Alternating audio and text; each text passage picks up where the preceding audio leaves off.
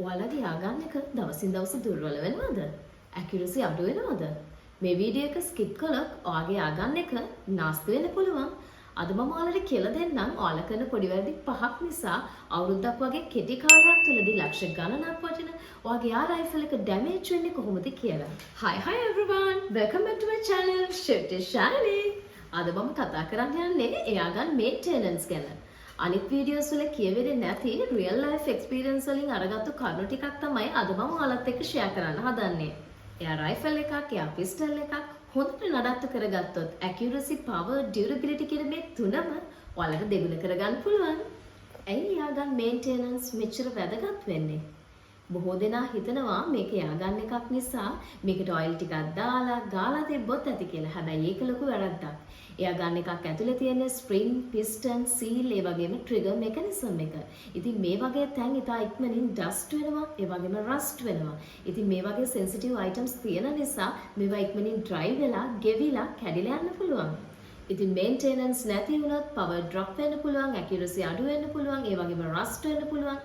තවත් විදිහකට සීල් ඩැමේජ් වෙන්නත් පුළුවන්. ඉතින් මම ඔයාලට මුලින්ම කිව්වනේ අපි කරන පුංචි වැරදි 5ක් නිසා තමයි අපේ එයා රයිෆල්ස් ඩැමේජ් වෙන්නේ කියලා. ඉතින් ලංකාවේ අය 90%ක් කරන මේ වැරදි 5 මොනවද කියලා මම දැන් ඔයාලට කියන්නම්. පළවෙනි දේ වැරදි ලුබ්‍රිකන්ට්ස් යූස් කරනවා. ඒ කියන්නේ එන්ජින් ඔයිල්, පොල් තෙල් වගේව පාවිච්චි කරනවා. ඉතින් මේ ඔයිල් එයා ඉන්ලට් හෝල් එකෙන් ඇතුළට ගියොත් ඩීසලින් වෙලා සීල් බර්න් වෙන්න පුළුවන්. දෙවැනි වරද තමයි බැරල් එක ඕවර් ක්ලීන් කරනවා. ඉතින් ෂොට් එකෙන් ෂොට් එකට මේක ගොඩක් හොඳ දෙයක් කියලා හිතාගෙන මෙයාලා බැරල් එක ක්ලීන් කරනවා. කවදාවත් ඒක කරන්න එපා. ඒක වැරදි. මොකද මේක වායුව උපයෝගී කරගෙන ක්‍රියාත්මක වෙන නිසා අනවශ්‍ය ලෙඩ් පාටිකල්ස් මේ වායුවත් එක්කම බැරල් එක දිගේ එළියට පිට වෙනවා. ඒක නිසා පෙලට් එකෙන් පෙලට් එකට අපිට මේක ක්ලීන් කරන්න අවශ්‍ය වෙන්නේ නැහැ. ගොඩක් වෙලාවට ෆයර් ආම්ස් වල තමයි මේ දේ සිද්ධ වෙන්නේ. මොකද වෙඩි බෙහෙත් උපයෝගී කරගෙන ඒ ක්‍රියාත්මක වෙන නිසා. තුන්වෙනි වරද තමයි පෙලට් ඩස්ට් එක ගැන අපි වැඩි හිතන්නේ නැති එක. ඉතින් ඔයාලට මම කලින් කිව්වා අපේ ඉතුරු වෙන ලෙඩ් පාටිකල්ස් මේ වායුවත් එක්කම බැරල් එක දිගේ පිට වෙනවා කියලා. නමුත් සමහරක් වෙලාවට අපි ෂොට්ස් 500ක් විතර ෂූට් කරායින් පස්සේ අපි මේක ක්ලීන් නොකර තිබ්බොත් අන්න ඒකත් ලොකු වරදක්. හතරවෙනි වරද තමයි රස්ට් වෙන ප්‍රධානම හේතුවක් තමයි මේ වෙට් ස්ටෝරේජ් එක. ඒ කියන්නේ ලංකාවේ humidity එක, weather එක රස්ට් වෙන්න නිතරම තෝතැන්නක්. ඉතින් පස්වෙනි වරද නම් අවබෝධයක් නැතුව ස්ප්‍රින් පිස්ටන් එයා ගන්ස් ලෝඩ් කරලා තියෙනවා. ඉතින් ටික දවසකින් වෙන්නේ ස්ප්‍රින් එක බයි කියනවා. හැබැයි මේක ගෑස් ඩ්‍රම් වලට නම් අදාළ වෙන්නේ නැහැ. දැන් මම ඔයාලට කියලා දෙන්නම් නියම ආකාරයට එයා රයිෆල් එකක් ක්ලීන් කරන්නේ කොහොමද කියලා. තිරේ දිස්වන ආකාරයේ එයා ගන් බැරල් ක්ලීනින් කිට් එකක් පර්චේස් කරන්න. ඝන ද්‍රව්‍ය වලින් ක්ලීන් කරන්න එපා. එහෙම වුණොත් රයිෆලින් ග්‍රූව්ස් ඩැමේජ් වෙන්න පුළුවන්. එහෙම ඩැමේජ් වුණොත් ඒව රිපෙයාර් කරන්න බෑ. අන්න ඒක නිසා එයාගන් රිලේටඩ් ක්ලීනින් කිට් එකක් පර්චේස් කරන්න. නිතර වැඩ කරන හින්චස් වලට සිලිකන් ඔයිල් දාන්න. ගොඩක් දාන්න එපා. බිඳු 2ක් වගේ දාන්න. ඩ්‍රයි කාටන් රෙදි කෑල්ලක් අරගෙන බැරල් එක සහ ප්ලාන්ට් එක මත හොඳට ඩ්‍රයි වෙනකම් පිහදාන්න. ඊට පස්සේ ලංකාවේ ගන් ෂොප්ස් වලින් අපිට මිලදී ගන්න තියෙන රස්ට් ප්‍රිවෙන්ෂන් ඔයිල් එකක් අරගෙන හොඳට ඔයිල් කරන්න. මම දැන් ඔයාලට තිරේ දිස්වන්න සලසන්නම් ලංකාවේ ෂොප්ස් වලින් ඔයාලට ගන්න පුළුවන් ඔයිල් ප්‍රොඩක්ට්ස් දෙකක්. මගේ ළඟ දැනට බ්‍රේක් බැරල් රයිෆල් එකක් නැහැ ඔයාලට ක්ලීන් කරන්න හැටි පෙන්වන්න. මගේ TCP එක රෆ්ලි මම ඔයාලට පෙන්වන්නම් මම කොහොමද ගෙදරදී ක්ලීන් කරන්න කියලා. මම ඔල්රෙඩි මගේ රයිෆල් එක ක්ලීන් කරලා තියෙන්නේ. ඔයාලට දැන් ඒක පේනවා ඇති ඇත්තටම. නමුත් මම අද නම් ඔයාලට ස්ට්‍රවුඩ් එකේ පෙලට් ඩස්ට් එක කොච්චර තියෙනවද කියලා පෙන්වන්න ඕන නිසා මේ රයිෆල් එක රිවිව් එකෙන් පස්සෙම මම බැරල් එකේ ඇතුළ ක්ලීන් කළේ නැහැ. මොකද ක්ලීන් කරන්න තරම් ඇත්තටම මට අවශ්‍යතාවයක් තිබ්බේ නැහැ. මොකද මම මේකෙන් පෙලට් 500ක් තාම ෂූට් කරපු නැති නිසා.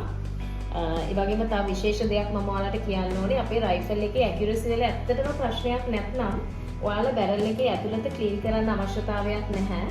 අනිත් දේ තමයි මම කලින් කියපු විදිහට මේකේ පවර් එක එයා වලින් ජෙනරේට් වෙන නිසා පෙලට් ඩස්ට් පාටිකල්ස් එයා එකත් එක්කම බැරල් එකෙන් එළියට යනවා. ඒක නිසා ඇකියුරසි වල ප්‍රශ්නයක් නැත්නම් ඇත්තටම බැරල් එක ඇතුළත ක්ලීන් කරන්න අවශ්‍ය නැහැ. ඒ වගේම විශේෂයෙන්ම මතක තියාගන්න අපේ ලංකාවේ පෙලට්ස් වල තියෙන ප්‍රයිසස් එක්ක හොඳ බ්‍රෑන්ඩඩ් පෙලට් එකක් යූස් කරන්න ඇත්තටම අමාරුයි. නමුත් පුළුවන් තරම් try කරලා ඔයාලට පුළුවන්කමක් තියෙනවා නම් බ්‍රෑන්ඩඩ් පෙලට්ස් වලටම යන්න. මොකද එහෙම යූස් කරොත් ඔයාලගේ බැරල් එක ඇතුළත ඇත්තටම සේෆ්. හරි මම දැන් ඔයාලට මුලින්ම ස්ට්‍රවුඩ් එකේ පෙලට් ඩස්ට් එක පෙන්නන්නම්. මුලින්ම මේක ඕපන් කරමු.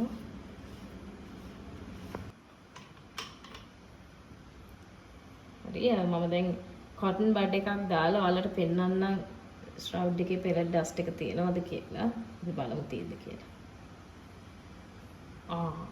දැක්කා නේද? මම මේක දැන් ආපහු ෆික්ස් කරන්න. මොකද මගේ අවශ්‍යතාවය තිබුණේ ස්ට්‍රවුඩ් එක ඇතුලේ පෙලට් ඩස්ට් එකක් හිටිනවද කියලා ඔයාලට පෙන්නන්නයි. ඇත්තටම මගේ දැන් මේ තියෙන PCP අරයිෆල් එකක් නිසා ඔයාලට මේකේ පේන්නේ බැරල් එකක් සිලින්ඩර් එකක් විතරයි. ඉතින් මේ තියෙන්නේ මම normally ගෙදරදී මේක ක්ලීන් කරන්න යූස් කරන dry cotton cloth එක. ඉතින් මේකෙන් හොඳට මම dry වෙනකම් මේක ක්ලීන් කරනවා. විශේෂ දෙයක් කියන්න ඕනේ බ්‍රේක් බැරල් එයාර් රයිෆල්ස් යූස් කරන කෙනෙක් නම් ඔයා මෙන්න මේ කොටස ඒ කියන්නේ මෙතනින් අපි බ්‍රේක් කරන්නේ අන්න ඒ කොටසේදී අපේ අතේ තියෙන දාඩිය ඩස්ට් වගේ ඒවා රැඳෙන්න පුළුවන්. නමුත් අපේ පියවි ඇසට ඒක නොපෙනෙන්න පුළුවන්. අන්න එහෙම එකතු වෙලා තමයි රස්ට් එක හැදෙන්නේ. ඒක නිසා මේ කොටස තවත් හොඳට ඩ්‍රයි වෙනකන් ඒ අය ක්ලීන් කරගන්න ඕනේ. අන්න ඒක හොඳට මතක තියාගන්න. ඉතින් මෙන්න මේ ආකාරයට හොඳට බැරල් එක සිලින්ඩර් එක මේ dry cotton cloth එකෙන් ක්ලීන් කරගන්න. තව දෙයක් දැන් බ්‍රේක් බැරල් එයාර් රයිෆල්ස් වල පවර් ප්ලාන්ට් එක තියෙන්නේ මේ හරියනේ. ඒකත් අපි අල්ලනකොට හොඳට ටච් වෙනවනේ. ඒ ටච් වෙනකොටත් අපේ අතේ තියෙන දාඩිය ඩස්ට් එකට රස්ට් එක හැදෙන්න පුළුවන්. ඒ නිසා බ්‍රේක් බැරල් එයාර් රයිෆල්ස් වල මේ පවර් ප්ලාන්ට් එකත් හොඳට ඩ්‍රයි වෙනකන් ක්ලීන් කරන්න. මේ ඔයාලට පේනවා ඇති බැලිස්ටෝල් ස්ප්‍රේ එක. මේක තමයි අතටම මම ගන්න එක ක්ලීන් කරන්න යූස් කරන්නේ. මේක චුට්ටක් එක්ස්පෙන්සිව්. දැන් ඔයාලා මේකේ ප්‍රයිස් එක අහන්න එපා. මම මොන හරි රිවිව් කරපු ගමන් ඔයාලා ප්‍රයිස් එක අහනවානේ. මොකද මම මේක පර්චේස් කරපු වෙලාවේ තියෙන ප්‍රයිස් එක නෙමෙයි දැන් තියෙන්නේ. ඒක නිසා මට එක්සැක්ට් ප්‍රයිස් එකක් ඔයාලට කියන්න විදියක් නැහැ. මේක ඇත්තටම ෆෝම් එකක් විදියට එළියට එන්නේ. මේකේ මෙතන සටහන් කරලම තියෙනවා ගන්ස් වලට ඒගොල්ලෝ රෙකමන්ඩ් කරලා තියෙනවා කියන එක. ඉතින් මම හැම වෙලාවකදීම මගේ ගන් එකේ සේෆ් සයිඩ් එක ගැන හිතන කෙනෙක්. ඒක නිසා මම හැම වෙලාවකදීම හොඳම දේවල් තමයි ඒ වෙනුවෙන් යොදාගන්නේ. ඉතින් ඒක නිසා තමයි මම මේ බැලිස්ටෝල් ස්ප්‍රේ එකත් යූස් කරේ. ඉතින් අපි බලමු මේක යොදලා කොහොමද ක්ලීන් කරන්න කියලා. මේ බැලිස්ටෝල් ස්ප්‍රේ එක මෙන්න මේ ආකාරයට ඇප්ලයි කරගන්න.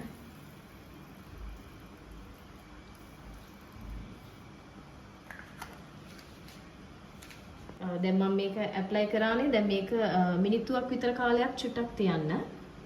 දැන් මේ ආකාරයට dry cotton cloth එකක් අරගෙන මේ ෆෝම් එක හොඳට පිහද ගන්න.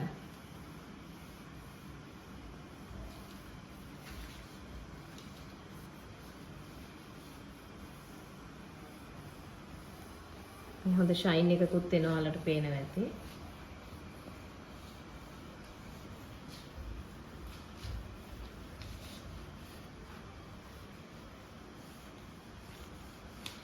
දැන් ඔයාලට පේනවා ඇති නේද? හොඳ ෂයින් එකක් ලැබුණා මගේ ගන්න එකට. ඒ වගේම මම ඔයාලට පෙන්නන්නම් මේ අස්සවල් වල තියෙන මේ hinges වලටත් අපි මේ බැරිස්ටෝල් ස්ප්‍රේ එකෙන් චුට්ටක් යොදාගමු. මේ තියෙන්නේ.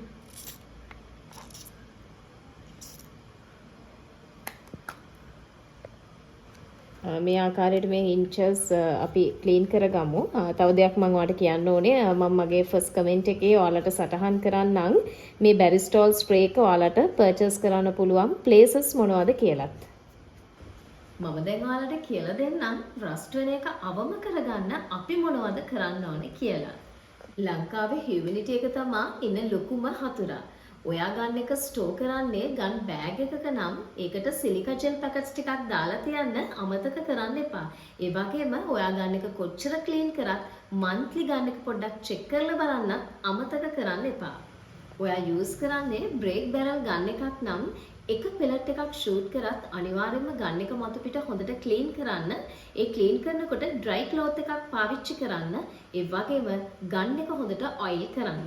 අපි ෂූට් කරත් නැතත් මාසෙකට සැරයක් ස්ලයිට්ලි මේ hinges වලට ඔයිල් ඩ්‍රොප්ස් දෙකක් තුනක් යූස් කරන්නත් අමතක කරන්න එපා.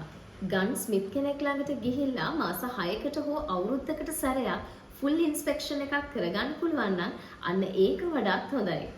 ඔයාගේ යාගන්න එකත් දැන්ම චෙක් කරන්න. ඔයා මේ වැරදි වලින් එකක් හරි කරලා තියෙනවා නම් ඒ දේවල් අදම නවත්තන්න. එයා ගන්න එකක් හොඳටම නඩත්තු කරනවා කියන්නේ ඔයා හොඳම ෂූට් එකේ නේ. ඉතින් අද මේ එපිසෝඩ් එක පුරාවට මම ඔයාලත් එක්ක කතා කරේ එයාගන් මේන්ටෙනන්ස් ගැන. ඉතින් මම විශ්වාස කරනවා මේ ප්‍රෝග්‍රෑම් එක ඔයාලට ගොඩක් වැදගත් වෙන්න ඇති කියලා. ඉතින් මේ වගේ වීඩියෝස් ඔයාලට තවත් බලන්න ඕන නම් ඔයාලටත් පුළුවන් මගේ channel එක like කරලා, share කරලා, subscribe කරලා, මතක් කරලා bell icon එක click කරන්න. අනේ වුණොත් මම වීඩියෝ එකක් දාපු සැනින් මේ වීඩියෝස් ඔයාලට බලන්න පුළුවන් වෙයි. එහෙමනම් මගේ next episode එකෙන් ඔයාලව හමු වෙනතුරු අදට මම ඔයාලගෙන් සමුගෙන යනවා. ඔයාලා හැමෝටම සුබ දවසක් ගිහින් එන්නම්. Make sure to shine it.